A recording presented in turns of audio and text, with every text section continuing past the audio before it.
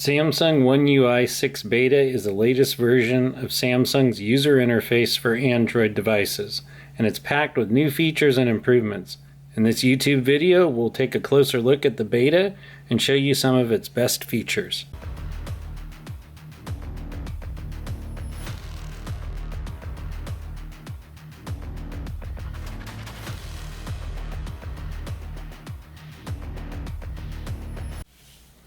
Okay, let's go ahead and start with one of the new features, which is the new default font. We can take a look at this by swiping down from the top of the screen, going to our settings, and then we're going to scroll down to display, and then we're going to scroll down to font size and style, and now we can see the new font size and the style change. You can change your font here, you can change the font size, and you can turn on and off the bold option. Okay, let's start with number 2. Number 2 is going to be the new quick settings panel and the new layout. So let's go ahead and swipe down. If we swipe down a second time, we can now see the new layout that we're greeted with. Number 3 is going to be the new emojis that have been added. So if we click on if we're in the Samsung keyboard and we click on the emojis, we can see that there are some new emojis that have been added. The size has been changed a bit and the colors are a bit more vibrant.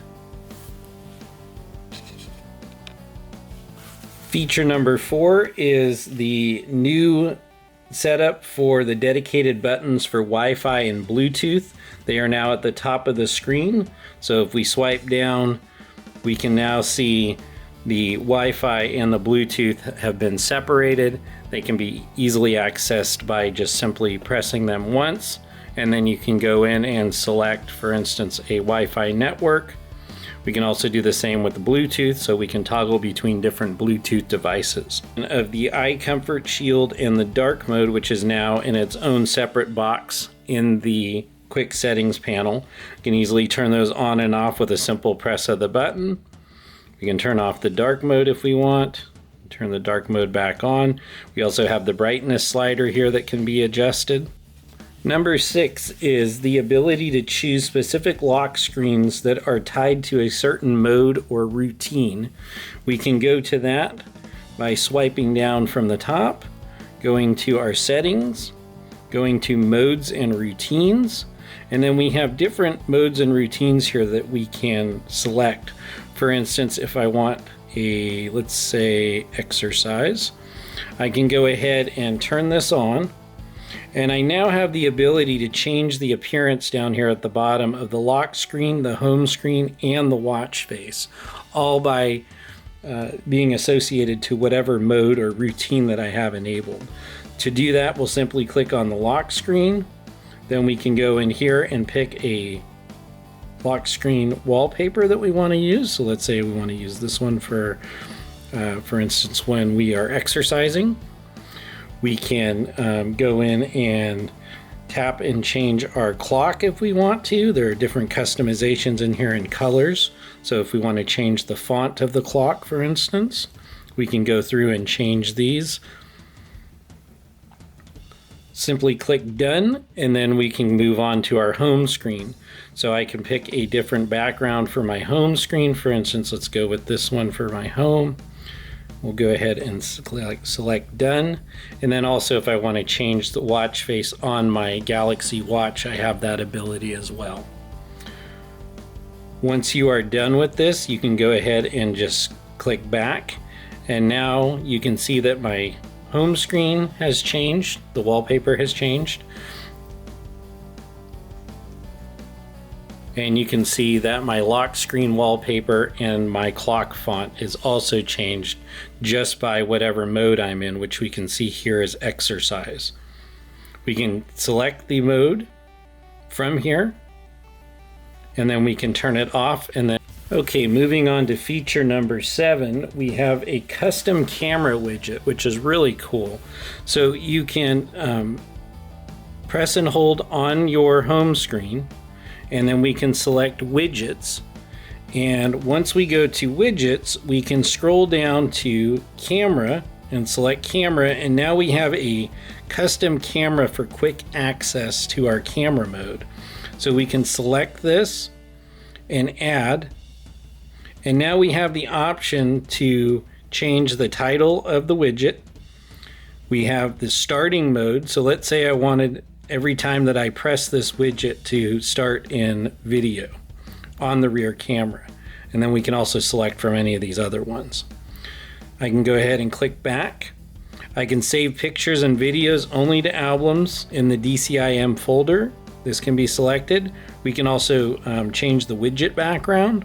So we simply click save, and now I have this widget on my home screen that I can press, and when I press that, it will automatically select the mode of the camera that I'm looking for. So if you always are shooting video and you don't want to have to go into the camera each time, you can simply add this widget, click the widget, and you will be able to film.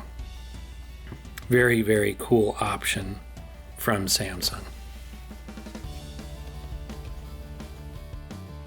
Okay, so while we're talking about the camera, this is number 8. They have redesigned the camera application, as you can see.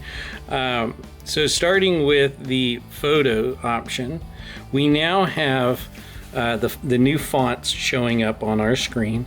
We also have the ability to change the lens, so we can simply click on the lens and we can select either the 12 megapixel, the 50 megapixel, or the 200 megapixel lens. Whereas on the old version, you would have to open up a window and select it, so you can just easily select which one you want to use. You can do the same for the size, so we can do a 3x4, a 9x16, 1:1, or full screen, so that can be easily changed now from here. We also have some new options under the settings. So if we click on our settings, we now have this advanced intelligent options. And when we go to select that, we now have the ability for quality optimization for maximum, medium, or minimum. And this is a carryover from the GoodLock application that you normally would have to install separately. So Samsung's carried over some of those, which is nice to see. Going back, we also have some changes with the watermark. So you can now when you turn on watermark, you can edit everything from the model name. So we can change whatever the name of the device is. We can also change the date or add the date. We can add the timestamp. We can go in and change the font type. So these are the 3 fonts that we have available. We also can change the alignment. So you can put it in the center, you could put it to the far right, or you could have it to the far left. Okay, so continuing on, the next item in the camera is the auto FPS option, which we now have available. So we can record brighter videos in low light conditions by automatically optimizing the frame rate in the video mode. So we have the off capability. We can use 30 frames per second video only, or we can use 30 frames per second and 60 frames per second in our videos. So this is a nice addition that Samsung has added.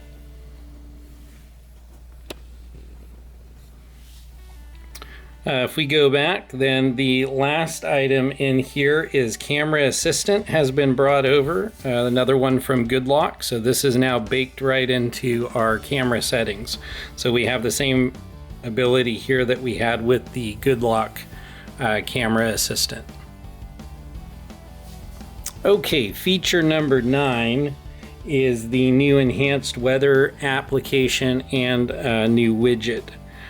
So we can simply click on our weather widget here, and we can see that there have been some improvements to the weather application.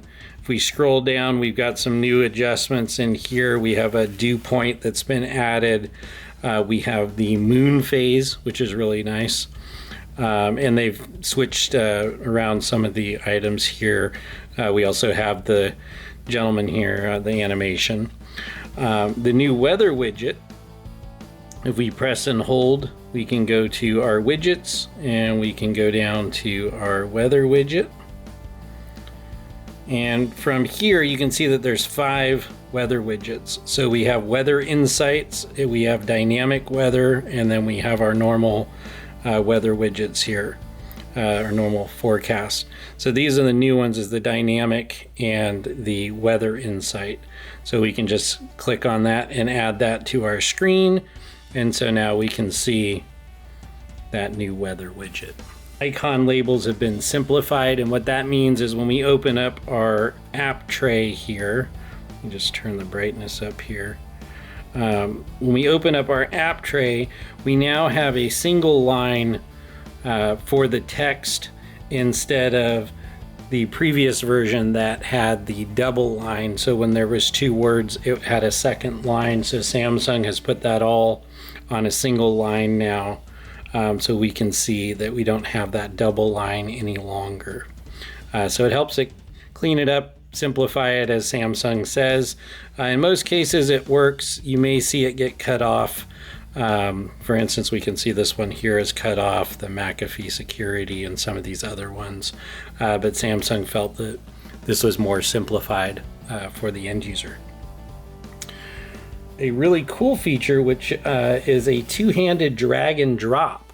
So we now have the ability, if we're in our apps and we wanted to select an app, normally if we wanted to add an app to our home screen, we would simply press and hold, and then we would drag it up here and put it on our home screen.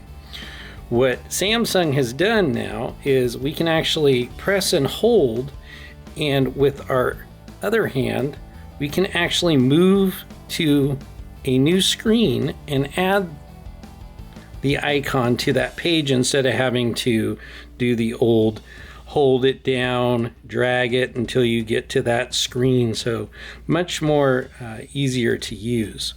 This also works if you're adding multiple items. So if we wanted to, let's say, go in here and create a new folder and we wanted to add some of our apps to that. For instance, if we wanted to use, let's see, I can go ahead and add Canva to the screen. I could add CapCut, and I can select,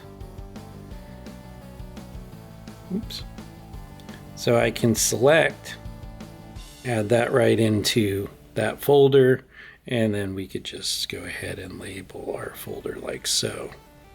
This also works if you wanted to use this with the gallery application. So if you were selecting multiple pictures, for instance, if we went in here and we wanted to select, let's see, if we wanted to select several pictures, we can tap, and then what we need to do is just hold down, and then we can actually move that anywhere that we want. So I could actually swipe out of this. If I wanted to send this as a text message, I could go ahead and just drop that right into the text message. I've got all 3 of the items there, and then I could go ahead and send that. So very nice new feature, very useful. I'll be using this a lot. That drag and drop feature is really nice for multiple selections. If you're enjoying this video, please make sure to like and subscribe to the channel and hit the bell notification so that you'll be notified when new videos are uploaded. Okay, feature number 12 is the new redesign of the music app, which is quite interesting. So if we go ahead and let's go ahead and just play something here on Spotify. Make sure that I have my volume down. Okay, so let's just go ahead and pick something here. And so if we're playing our music and we close that out, we have our media player. But if we swipe down, we now have this really cool new redesigned music player. So this is really nice to see. You'll also see this on the lock screen. So if we go to our lock screen, we can see that new music player playing.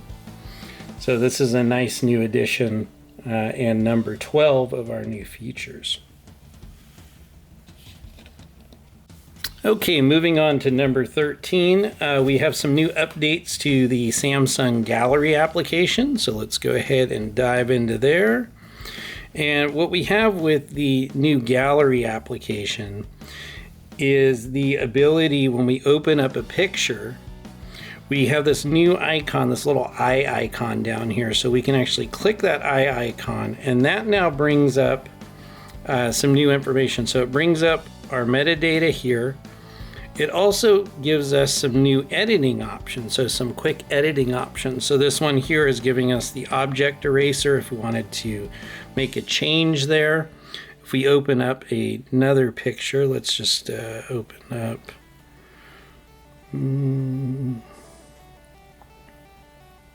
Let's go ahead and open up this picture of this iPhone. So if we click on that eye, we have a remaster option, a portrait effect option, and the object eraser. So it's kind of nice to see that we have some quick editing capabilities. So we could just click on that remaster, that will remaster the picture. And then we have the ability, once it's done, to approve. Take a look at the difference here, and we'll go ahead and just save that. And so now we have that new remastered picture. We also have the ability, if we are looking at something that has text in it, that when we click on that eye, we have the ability to go here and edit.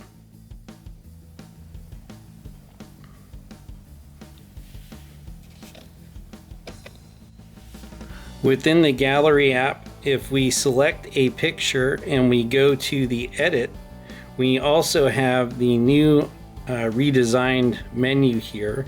So in the previous version, we had the 3 dots that we would select here. We now have this little magic icon that we click on. This now has our auto adjust, which is our remaster, our object eraser, our lasso tool, spot color, style, and color mix. So that's been redesigned, and that's easily accessible from the main screen. All right. So feature number 14 is the Smart Select ability. So if we're browsing through the internet, and let's say I like this picture here, I can go ahead and swipe my edge panel, and I can select my rectangular tool. And now what I can do is, once I select what I want and I go to measure it, go to size it, you can see that it now shows what size it is. So it's 3 by 2 in this version. If I select this portion here, it's now 1 by 1.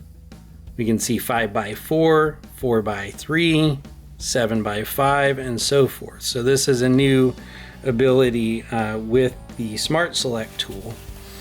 You can also then take that and pin that picture. So we can pin that picture, move it around wherever we want. We can also pin this picture to, our home screen here. If we click on it, we can also extract text directly from the Smart Select, which is nice. So if you want to extract the text, you can do that. We also can pin this to our screen if we want. And as you can see, the Smart Select is now pinned to the screen.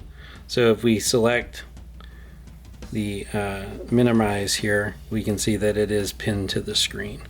So nice new additional feature added for Smart Select.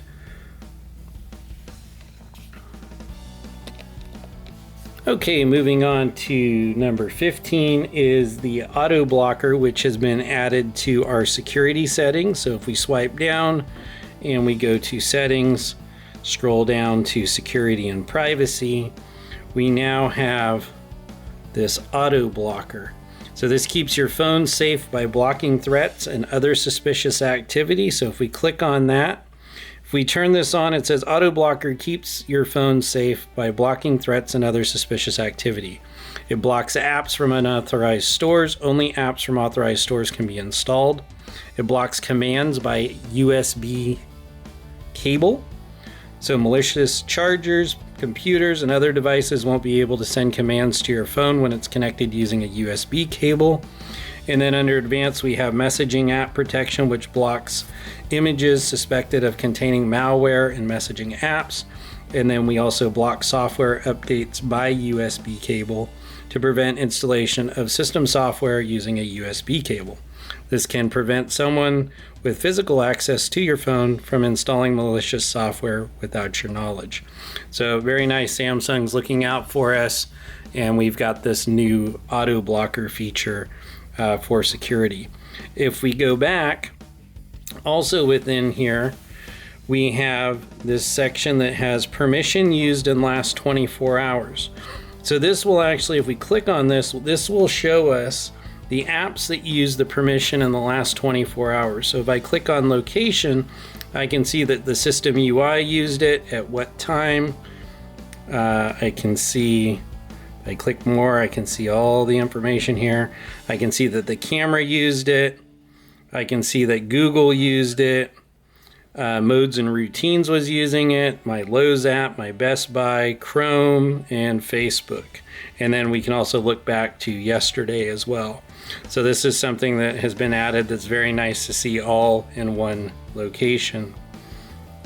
I can look at my contacts and see what access at my contacts.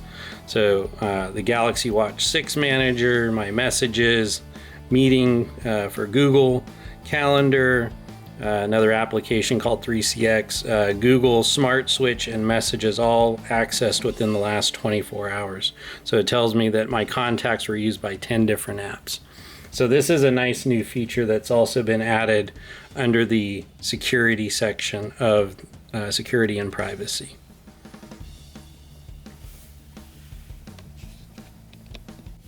Okay, the next feature we have is the additional battery information. So if we swipe down and go to settings and we go to device care, we can now click on our battery and we can see some new information all in the single screen here.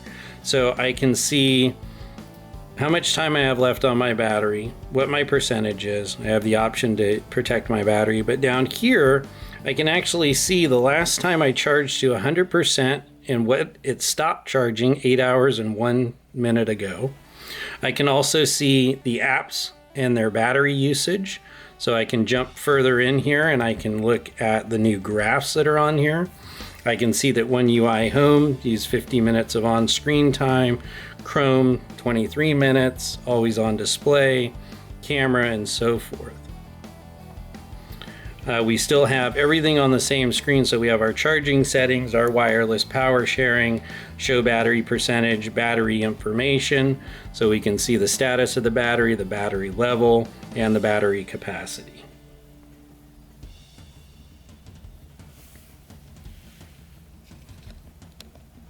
Okay, the last feature I have for you is the lock screen ability to move the clock around. So if we go to our lock screen, we can actually press and hold on the lock screen, and we can now actually move this clock. If we press and hold, oops, we can actually move this clock around, whereas on the previous version we just had some presets. So I can actually move this clock over to the left, I can move it over to the right, I can put it in the center, I can put it over here, I could maybe put it off to the side if I want. And then we also have our ability to change the different font styles on the clock. So these are all our different fonts. We can select no clock. We have the different presets of the different types of clocks. So these are all of our, we can have no clock if we want. And we'll go ahead and, I think I like that one. We can change the colors within the clock. And we can also change the wallpaper on our lock screen.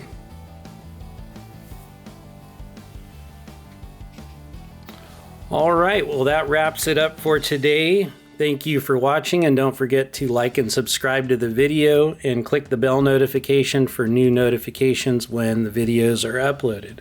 Thanks again for watching, and we'll see you in the next one.